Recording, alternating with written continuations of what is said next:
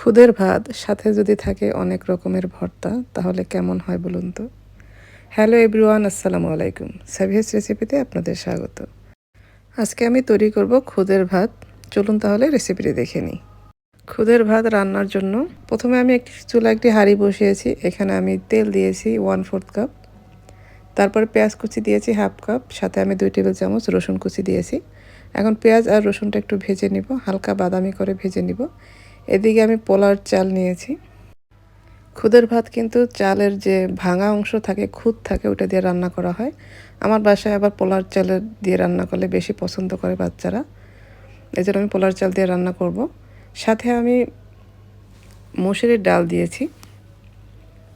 ডাল আর চালটা আমি ধুয়ে তারপর পানিটা ঝরিয়ে নিয়েছিলাম, তারপরে আমি চালটা এখন দিয়ে দিলাম। এখন চালটা একটু সুন্দরভাবে ভেজে নিতে হবে এই পেঁয়াজ আর রসুনের সাথে। এখন আমি এখানে তেজপাতা দিয়ে দিব 2টা, আদা রসুন বাটা দিয়েছি 1 চা চামচ করে, লবণ দিয়েছি স্বাদ মতো, আর মরিচের গুঁড়া দিয়েছি 1 চা চামচের মতো। এখন সব কিছু সুন্দরভাবে ভেজে নিব। এখানে আমি 2টা আলু ছোট ছোট করে কেটে দিয়ে দিয়েছি। আলুটা দিলে কিন্তু খেতে বেশ ভালো লাগে। এখন যেহেতু নতুন আলু, এই জন্য আমি দিয়েছি, আলুটা খেতে বেশ ভালো লাগে। তারপর আমি কয়েকটা কাঁচামরিচ দিয়েছি, মাঝখান থেকে ফেলে দিয়েছি কাঁচামরিচগুলি। যখন চালটা খুব সুন্দরভাবে ভাজা হয়ে যাবে, তারপরে আমরা এখানে পানি দিয়ে দিব।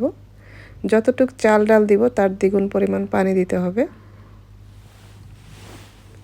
এখন আমি এটা ঢেকে রান্না করব যতক্ষণ না পানিটা একদমই শুকিয়ে আসে।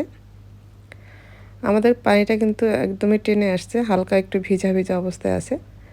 আমি এখন একটু নেড়ে দিব। নেড়ে এটা আমরা দমে রাখবো 20 মিনিটের মতো। 20 মিনিট পরে ফিরে আসলাম।